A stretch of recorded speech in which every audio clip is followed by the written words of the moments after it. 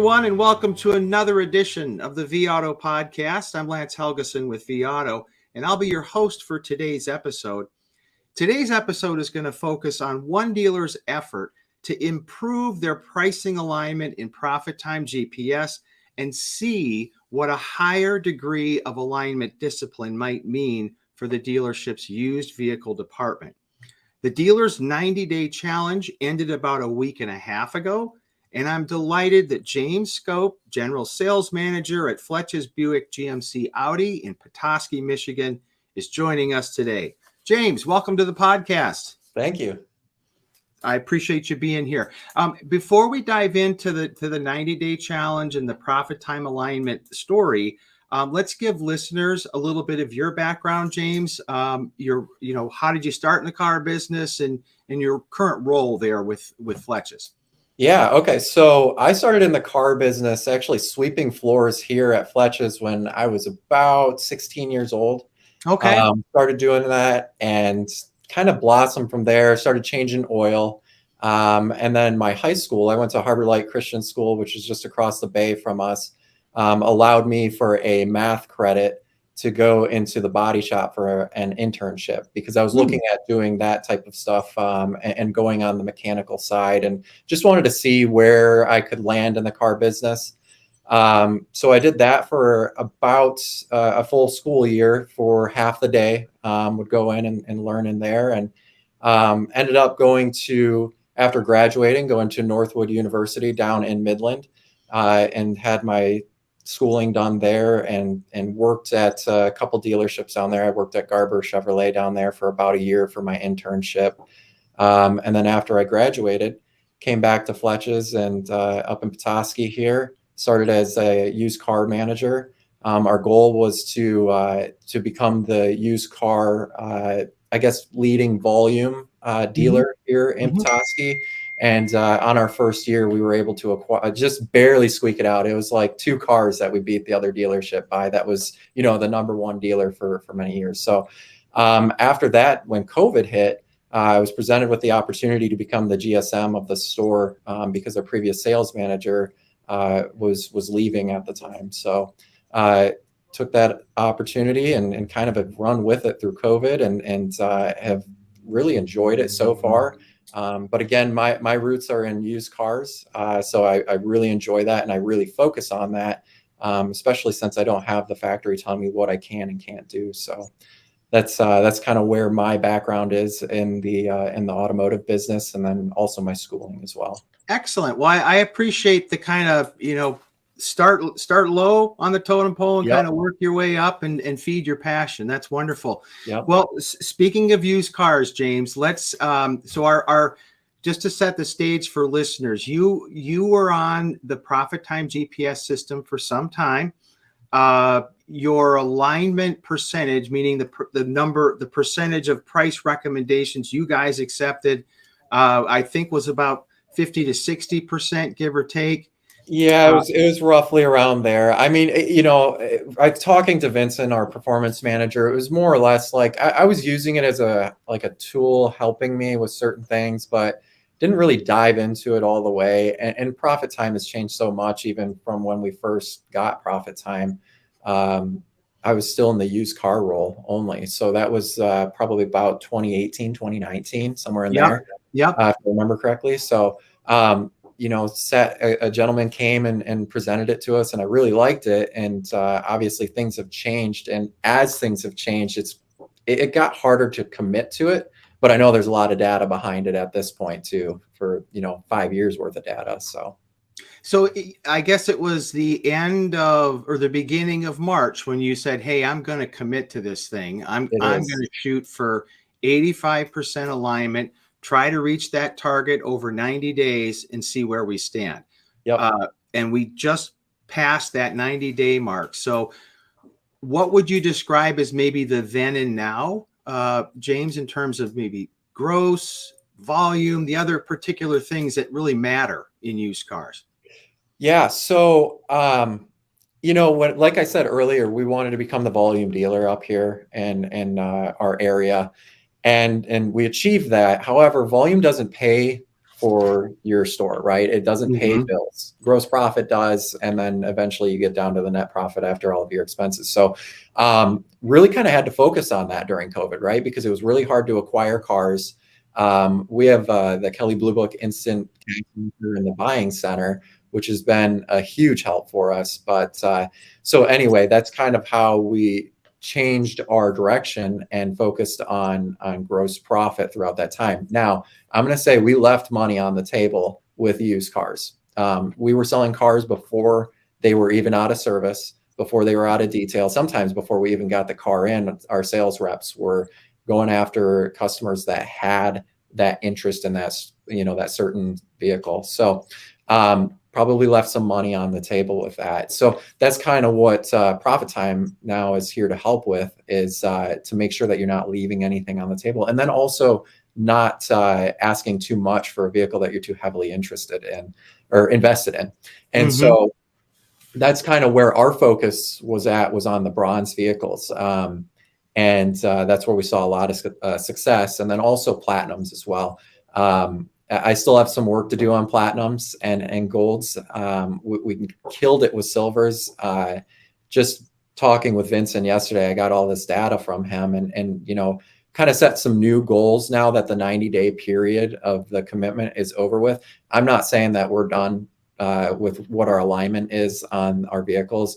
It's been very successful. We've made very good money. Actually, last month, May, was the most profitable variable operations month the store has ever had in the company's history. And we've been around since 1939. So the whole idea of this challenge has turned out to be quite, a big factor in us making and having a successful month.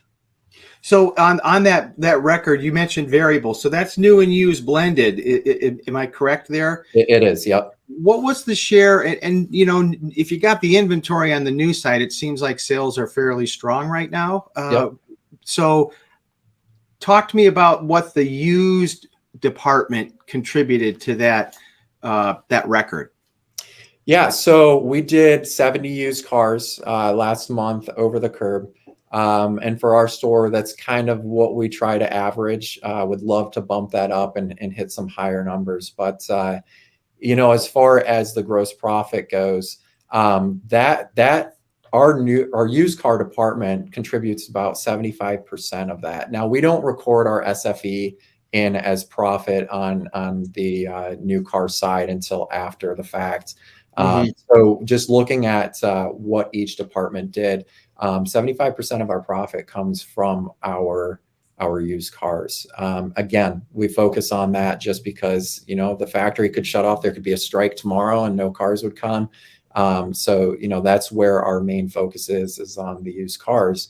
And so when that provides 75% of what your gross profit is for the department, it's definitely where our focus is going to be and continue to be.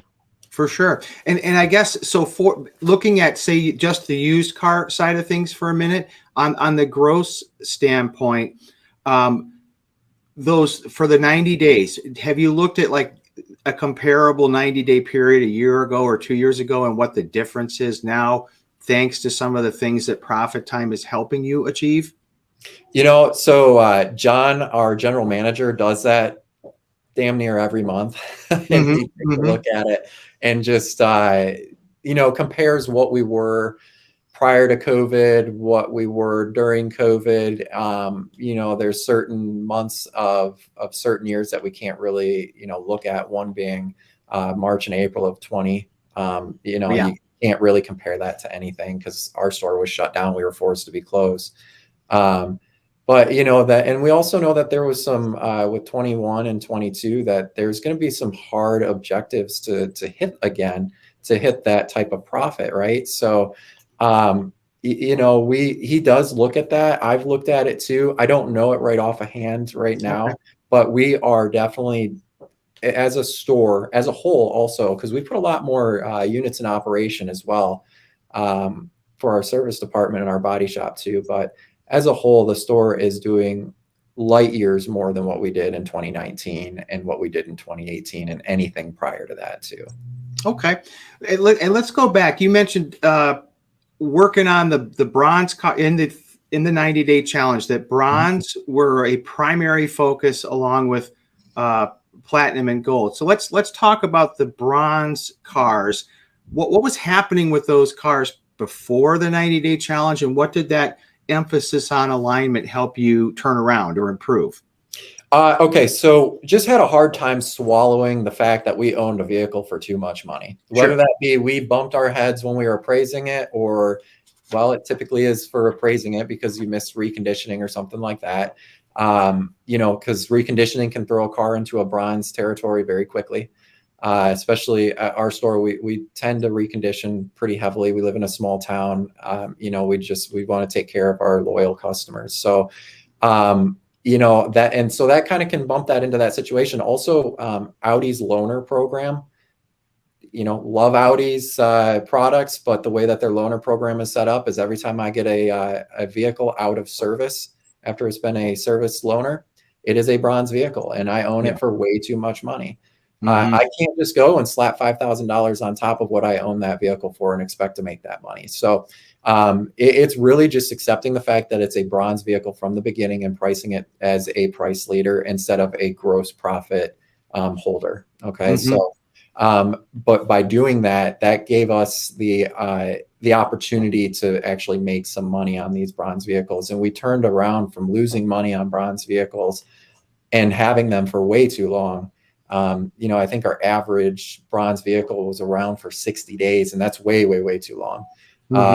And so it turned around from losing money to making about $1,900 per car on the bronze vehicles. Now, we don't go out and buy vehicles from auction very often. Very rarely do we do that. So I don't have a majority of my inventory in that bronze category. But when we do have them, we focus on them and make sure that we sell them in a timely manner so that we can still make some money on them and give our finance department a swing at it. And typically Ren does a very good job at getting back end products. So it turns a $1,900 deal into, sometimes a $3,000-$4,000 deal with his participation. Tell me a little bit, James, about you mentioned that pre-challenge, the more disciplined alignment, the bronze might have been hanging around for about 60 days or so. Where is that days to sell or days in inventory statistic today? So I actually have that pulled up, and this is what I was talking to Vincent about the other day. So our average days to sell on bronzes that are ones and twos are in that 22 day range. Okay. Now, our threes, we've stuck around a little bit longer, which I need to work on, which is currently at 45 days. But overall, we're under 30 days for the bronze vehicles to turn them. Okay. And right where we want to be. We try to get those through service and everything as fast as possible, get photos on them. We do photos day one, and then we get more photos in our photo bay after the car's cleaned up. But that has contributed to making sure that we turn those vehicles quickly too. That's a great improvement. And I guess when it comes to reconditioning, vAuto's Dale Pollock will talk about, hey, if it's a bronze car, it should go to the front of the line. Is that how you guys roll with that too? When we have the ability to do that, we do. But I mean, just as fast as stuff sells here for our used cars, sometimes those do get pushed to the back just because I've got to get cars through that are sold first.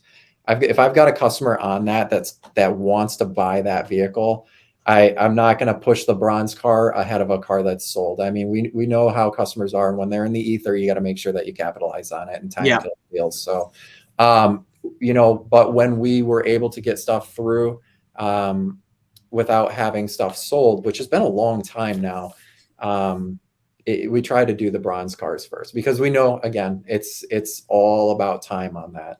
So, now let's go to the other side of the spectrum, the platinum and the gold. And you mentioned a little bit ago that you still have some work to do there. And so, but what were the things that you saw as part of the challenge that perhaps was a challenge when it came to platinum and gold?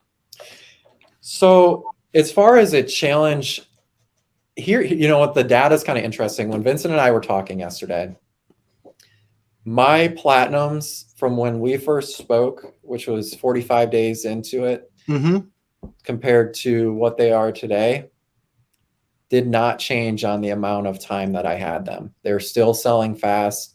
Okay.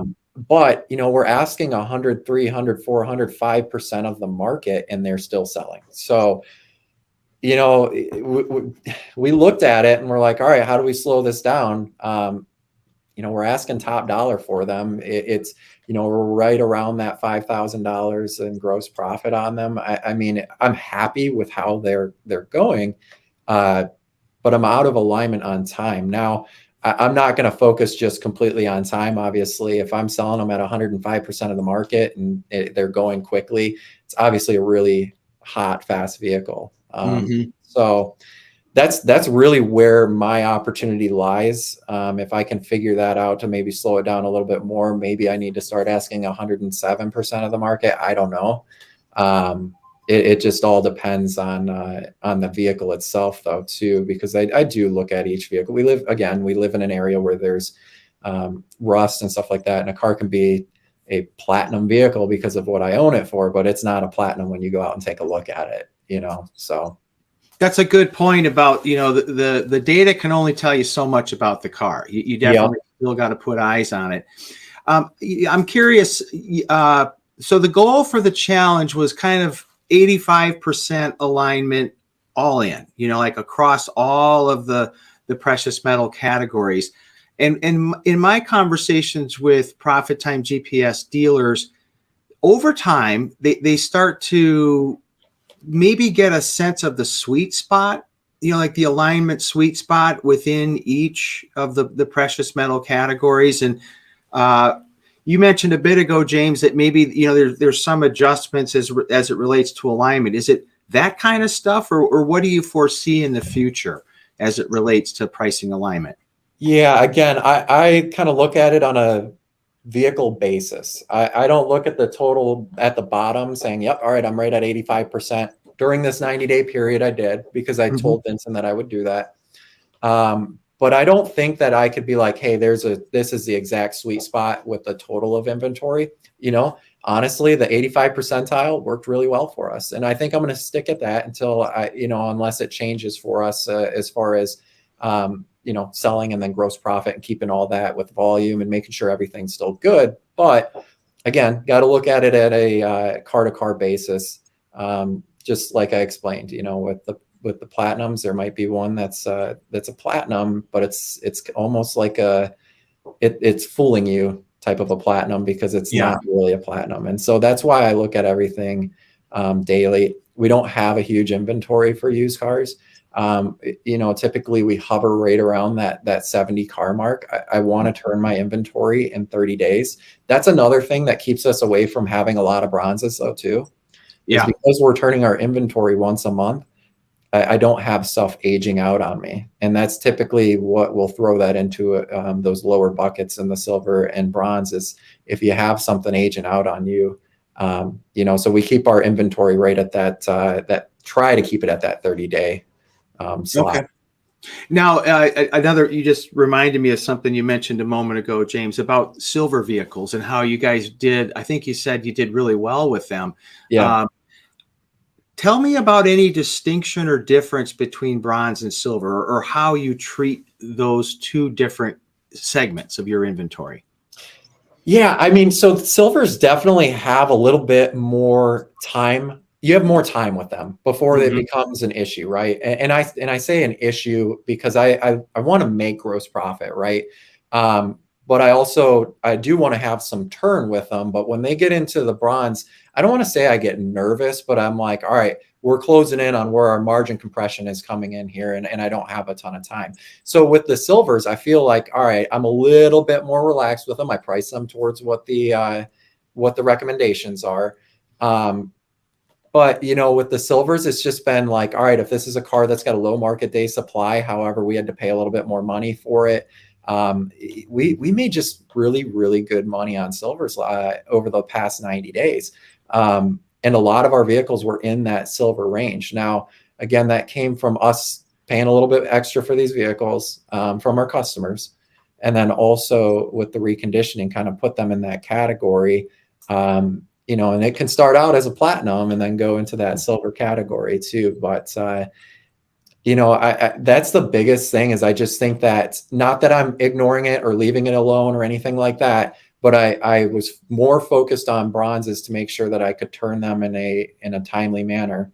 With the silvers, where I wasn't adjusting them every day like I was with the bronze. So, Being a little more patient. little more patient. I still see that I have time. It's not something where it's changing right away and it's going to throw me into a bad position. So again, don't want to lose money, but I also want to make sure that we make as much as possible too. Now, I'm curious, James, with the in the alignment challenge, as you've kind of gotten your head deeper into ProfitTime GPS. So for every car, you'll get the range, you know, the pricing range that the system recommends. And I guess I'm wondering, how do you over time, you know, if it's a bronze or silver car, how do you think about where that price ought to be within the range? Is if it's, you know, a bronze car and it's getting to, say, 15, 16 days, do you bump it to the lower end, keep your alignment, but just be a little more aggressive? Or how do you think about that? So when I price a vehicle, I look at two things. I really like flat base pricing. And the reason that I like this is because I've had a lot of conversations with our auto trader rep, who's awesome. And she and I have talked about, you know, if you have a car that could be priced at $25,000, it will show up. If you have someone that's looking for a $20,000 to $25,000 car and it's at the max end of their budget, it's going to pop up on Auto Trader, right? Mm-hmm. And that same thing, if it's if you have a customer that's looking at a $25,000 to $30,000 vehicle, it's going to pop up on that category again, because people do put those filters in, right? So I want it to show up as much as possible instead of having it $1 below and it only shows up in that one category that one time. So I look at that and make sure that we're flat-based pricing with that. And sometimes it's like 25-1 or something like that too. Yeah. But yeah. As far as, yeah, if it gets a little bit older, I'll lower it to the lower end of a silver or a gold to keep it aligned. But if it's a really, really, really nice car, I put it up to the top too. You know, for example, last month I had a car that I was just like, man, I don't know what type of money to put on this car, and I don't know what type of money to ask for this. And the reason being was it was a 2014 Chevrolet Tahoe. Looked like it came off the showroom floor. Literally, it had like 65,000 miles on it. This guy kept immaculate care of this thing, and wanted all the money, right? So wanted the top end of what Kelley Blue Book trade was on it. And I'm looking at it and I'm like, man, that's a 1 bronze if I put that money into it. But looking at the competitive set, there were no cars like that either, right? So just kind of digging into it a little bit deeper while pricing the vehicle. You know, I owned it for a 1 bronze because I agreed to take it and take a flyer on the vehicle. But I asked like 110% of that, of the market for that vehicle, and we sold it for that. We sold it at 110%, but you can't look at the, you know, again, I was looking at it on a car by car basis. You know, I started actually digging into it and it's like, I can't compare this to anything. So I'm going to ask, you know, $3,000, $4,000 over, and hopefully I get it. Yeah. And you did. And it did. It sold very quickly. So, yeah. You know, that's kind of what I look at. But yeah, to go back to your question, if it's you know, sitting around, no doors cracked, I look on Envision all the time as well to see what kind of VDP views we have on the vehicle, if there's any saves on Auto Trader. If it's not getting any of that, I do put it at the lower end of what its category is. Okay. Just a couple more questions, James, and thanks for doing this with us and sharing your perspective. Yeah.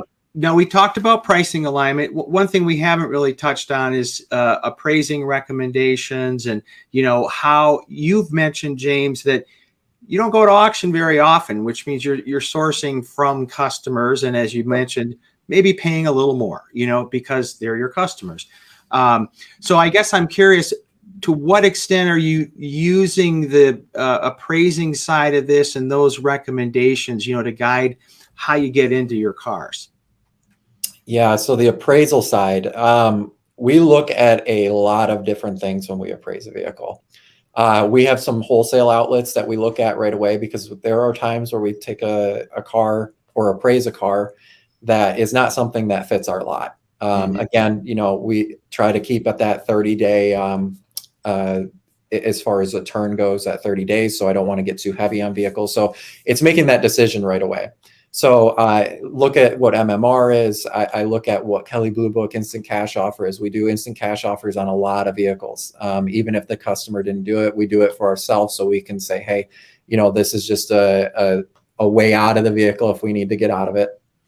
And then, I look at ACV's actually got a great tool as well for market conditions. So you can plug in that VIN with the miles and get an idea of what you could wholesale it for if you need to. But that's on a wholesale outlet. As far as cars that are, fit our lot, the appraisal side kind of goes the same way. I look at, all right, hey, what could I get out of this car if I need to get out of this car for? Is this something that I can certify and ask a little bit more money for? And then there's a couple other things. Again, we look at Kelley Blue Book on them, what Black Book is. I've got a lot of different books. And then the main thing is market value. We base everything off of market-based pricing, obviously using ProfitTime. So I want to be in there. The appraisal side of ProfitTime is not my favorite. I will just say that. I think that there's times where there's a little bit of a false hope for profit. And the only reason I say that, there's been times where I moved the bar on there, and it's like, yeah, we're going to ask 110% for this vehicle. I'm like, we're not going to get 110% for this vehicle. And, on that side too, that could be the very high end of what the gold is, right? If it was a gold vehicle.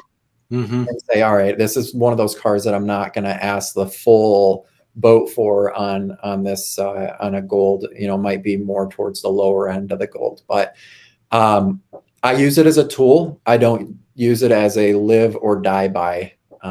Understood. Appraisal. So I do really like it as a tool, but it is a tool just like the other tools that I have in my appraisal dashboard. Okay, very good. One final question, James, is I know for a fact that there are other dealers with ProfitTime who may have been where you were, in January, February, perhaps looking to crank things up a notch. So I'm curious, you've just gone through the 90-day challenge, and let's say another dealer's performance manager says, okay, Bob or Susan, let's do this 90-day challenge. What would you tell that dealer about what's to come over the next 90 days and what they should be paying close attention to? I mean, you got to commit to it if you're going to do that. You're not going to see something or results in that first 30 days every time. I mean, we saw results in the first 30 days and we're very happy with them. Again, because we have a smaller inventory and because we keep it at that 30-day turn. I didn't have as many bronze vehicles. I actually had a gentleman call me from a Chrysler store after, you and I had spoke the first time, and he read through that article, and actually his performance manager is also Vincent. So okay. Vincent called me and said, hey, I've got a dealer that wants to talk to you. So we spoke, and he told me, I was looking at his inventory. They got about 200 used cars, and he said about half of them were bronzes, right? And I'm like, it's tough to swallow that at first if you're priced way over on bronzes. Now, you don't want to do it all at once, I don't think, because that's like taking a bloodbath. Really, really, that's just not something you want to do. Yeah. But get close to what the recommendation is. Try to sell those cars, put spiffs on them for your sales guys, or, so they're not walking around them. And he did do that, though, because I went on his website the next day, and the way their website works is it shows that they lowered the price, and I'm scrolling through like 3 or 4 pages, and all of them had prices that were lowered. So I'd be curious to see how that worked for him. I might give him a call back. Yeah.